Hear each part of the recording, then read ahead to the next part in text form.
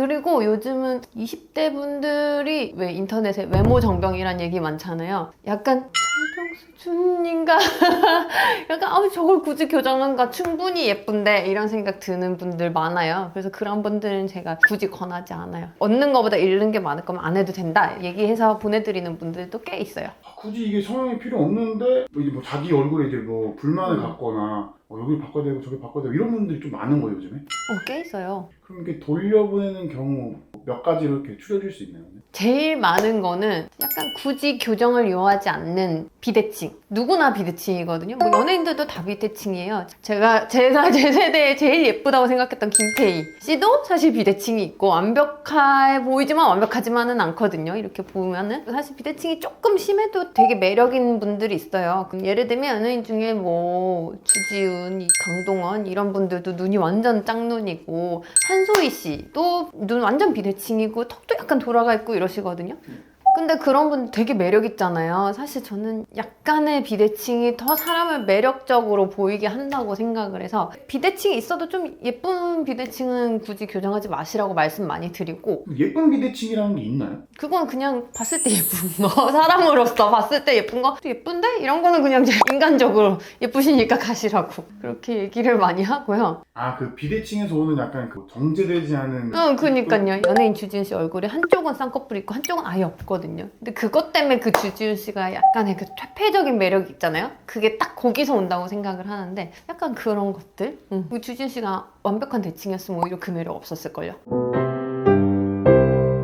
근데 그럼에도 이 비대칭은 안 이쁜 비대칭이다, 수술해야 되는 비대칭이다 이런 것도 있을 거잖아요. 보통은 쌍꺼풀이 아예 있고 한쪽은 아예 없고 이러면은 좀 쌍꺼풀이 양쪽이 얼추 비슷하게 있는 게 예쁜 경우가 많으니까 있어야 더 예쁘시겠다 이런 분들은 뭐 수술이나 뭐 시술 이런 걸 좀 권해드리기도 하고 이제 제가 말씀드리는 비대칭은 이 일을 하면서 제 얼굴이 얼마나 비대칭인지 알았어요. 저는 제 얼굴에 그렇게까지 관심이 없었나 봐요.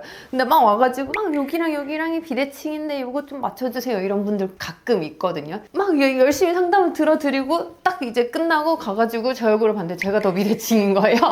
내 얼굴이 더 비대칭인데 이렇게 느끼는 순간들이 되게 많았는데 그런 좀 사소한 비대칭들은 사실은 우리가 굳이 교정을 할 수도 없고 필요하지도 않다. 그래서 돌려보내는 경우도 많고 흔히 얼굴이 대칭이어야 이쁘다 이런 게 좀 있잖아요. 그럼 일단 대칭을 맞추면 손해는 아니지 않을까요? 굳이 설명을 하자면 눈이 크면서 짝눈인 건 예쁜 것 같아요. 근데 이제 짝눈이어서 예를 들면 쌍꺼풀이 있고 없고 때문에 원래 눈이 아주 크지 않으시고 무쌍이어도 왜 우리가 돌출아니고 가로 길이가 좀 좋고 안검하수가 심하지 않은 눈은 무쌍이어도 시원하고 예쁘거든요. 한쪽이 무쌍이고 시원한데 한쪽은 쌍꺼풀이 있고 크고 예뻐요. 그러면은 저는 그런 비대칭은 사실은 되게 매력 있다고 생각을 하는데 독보적으로 크지 않으시고 무쌍인데 시원한 느낌이 안 드는데 한쪽은 쌍꺼풀이 있어서 그래도 예쁜 눈이다 이러면 사실 그 무쌍은 교정하는 게 낫죠. 그러니까 양쪽 다 이렇게 반반 봤는데 예쁘면은 그건 교정 안 해도 되는 것 같고 반반 봤는데 한쪽은 솔직히 좀 이쪽이 더 예쁘면은 그거는 교정해야 될 것 같아요. 아주 쉽게 표현하자면. 근데 요즘에는 또 그런 좀 일반적인 그런 공식화된 그런 미인 이런 것보다 약간 개성이 그래도 맞아요. 좀 되나 보네요. 요즘 약간 트렌드가 그렇게 가고 있는 것 같기는 해요. 인스타 처음 시절 한 10년 전 이때는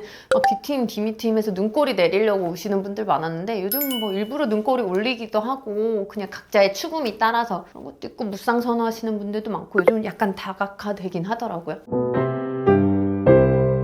두 번째는 어떤 거예요? 한 20대, 30대 초반에서 요즘 그렇게 처졌다고 안면거상 하려고 많이 문의를 오시는데 저는 한 30대 중반까지 사실 많이 말립니다.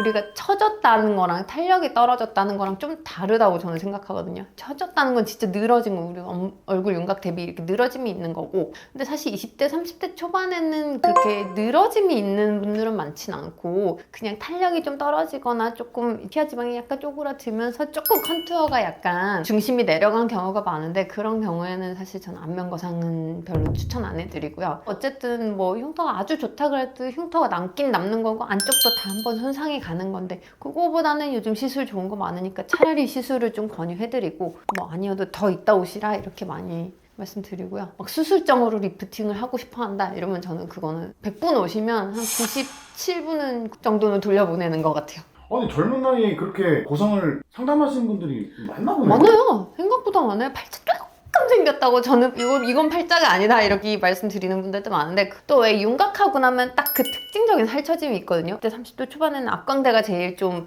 볼륨감이 있어야 되는데 약간 그 중심이 내려오는 경우가 있어요. 왜냐면 우리가 골격이 이제 작아지니까 피부랑 피하지방이 약간 내려오는 거죠, 중심이. 그래서 우리가 원래는 이제 앞광대 쪽이 제일 볼륨감이 있어야 예쁜데 약간 콧볼 옆쪽이 좀 볼륨감이 생기고 여기 꺼지고 약간 그 중심이 이동하는 경우가 있는데 그런 분들 안면거상 하려고 많이 오시거든요. 근데 저는 그 마음은 제가 이해를 하는데 그래도 아직은 조금 더 계시다 하는 게 좋지 않나 라고 개인적으로 생각해서 그런 분들은 좀 최대한 수술을 미루는 편이에요. 사실은 이분도 보면 여기가 제일 딱 이렇게 한 요 정도 우리가 해외에서 애플존이라고 하던데 여기가 약간 중심이 이렇게 눈 밑부터 해서 여기가 제일 좀 볼륨감이 살아야 예쁜데 우리가 윤곽하고 나면 여기 역광대 이런 데를 이제 조금 볼륨을 줄이면 우리가 지지대가 사라지니까 이렇게 피부가 이렇게 내려온단 말이에요. 그러니까 여기 있던 피하 지방이랑 피부가 약간 하방 이동을 하면서 여기가 볼륨이 좀 제일 도드라지는 분들 있으세요. 이게 딱 그 우리가 그 윤곽 후 살처짐이라고 많이 얘기하는데 이런 분들이 이제 요걸 끌어올리고 싶으니까 안면거상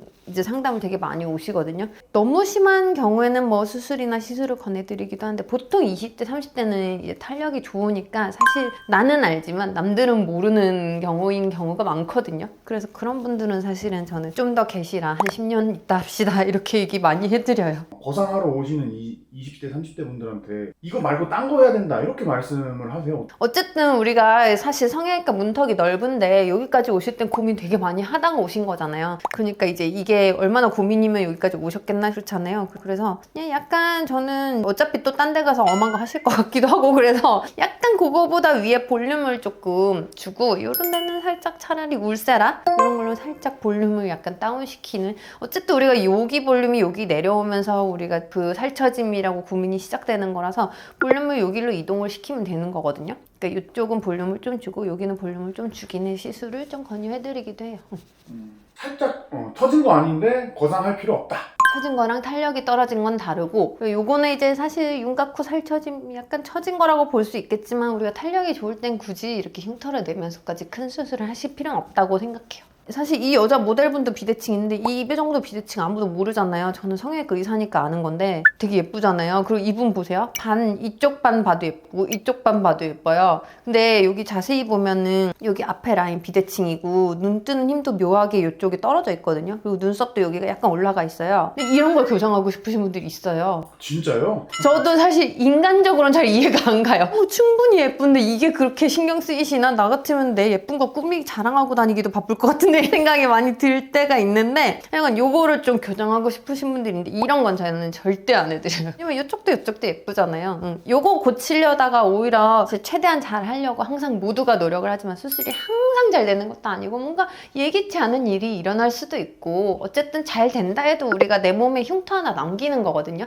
그래서 저는 요 정도 마이너한 거는 사실 손을 대지 않습니다. 가시라고 말씀드리고요. 이쪽을 봐도 예쁘고 이쪽을 봐도 예쁘면 저는 그 비대칭은 그냥 매력이라고 생각해요. 그리고 비대칭 중에 그거 있다. 이거는 사실은 이해는 가는데 교정 안 되는 비대칭인데요. 안구 높이랑 안구 깊이 비대칭이 있거든요. 그것 때문에 우리가 눈 모양이 되게 많이 달라져요. 우리가 사실 요즘 인터넷 용어에 꼬막눈이라고 많이 말하는 함모란이 있는데 근데 함모란이신 분들이 특징적으로 되게 시원한 눈을 원하시는데 사실 안구가 좀 깊이 있기 때문에 시원한 눈은 안 되거든요. 우리가 어쨌든 안구 깊이랑 안구 높이의 비대칭 이건 얼굴에 진짜 뼈의 문제이기 때문에 심한 윤곽 비대칭 이런 건 교정이 좀 어렵죠. 원인은 해결을 못하고 대신에 다른 뭐 좀 볼륨을 없는 쪽에 좀 추가를 한다거나 뭐 쌍꺼풀, 뭐 눈 뜨는 힘 이런 걸 약간 교정을 하면서 비대칭이 좀 덜 보이게 해드리는 경우는 있고 치아 교정처럼 안면 이 뼈 교정 이런 건 없어요? 그거는 진짜 안면 기형이 있으신 분들 아예 신드롬을 가지고 태어나서 미용적인 거는 아니죠. 진짜 한쪽 얼굴이 아예 발달이 덜 돼서 뭐 귀도 좀 발달이 덜 돼 있고 이런 경우 있어요. 그럼 이렇게 뭐 뼈에 이렇게 고정해서 이렇게 막 돌려가면서 늘리고 이러면 수술을 하기도 하거든요. 1년? 몇 개월 동안 여기 장치를 하면서 막 나사를 돌리고 해야 돼요. 어마어마하게 큰 수술. 엄청나요. 너무 고통스러워요. 그리고 세 번째는 이제 우리가 눈밑이 좀 어두워서 오시는 분들, 다크서클 때문에 오시는 분들이 있는데 이게 눈밑이 올록볼록 해가지고 뭐 그늘이 지는 경우에는 재배치 수술이나 뭐 이런 간단한 시술 이런 걸로 좀 그늘을 안 지게는 할 수 있는데요. 눈가 피부가 유독 좀 어둡거나 눈 까만 유독 피부가 얇아서 좀 혈관이 비쳐 보이고 뭐 이런 분들이 있어요. 근데 이런 분들은 사실 뭘 해도 좀 신통한 방법은 아직은 없거든요. 저는 되게 공감은 하지만 별로 방법이 없어서 그런 분들도 권해드릴 수가 없죠. 네, 그래서 오늘은 제가 이제 좀 상담을 하면서 수술이나 시술을 좀 말리는 순간들을 좀 대표적인 순간들을 설명을 드렸는데요. 뭐 어쨌든 우리가 외모적으로 뭔가 수술이나 시술을 계획하실 때 제일 중요한 거는 내 얼굴에 대해서 특성에 대해서 정확하게 파악을 하고 또 나랑 맞는 추구미를 정확하게 파악하고 그걸 위해서 이제 전문가의 도움을 받으시는 거 그게 제일 중요하신 것 같아요. 그래서 제가 오늘 말씀드린 거 참고하셔서 꼭 필요한 것만 하셔서 좀 전략적으로 여우같이 예뻐지시길 바래요. 지금까지 의사사랑 언니 예술의 원장이었습니다. 감사합니다.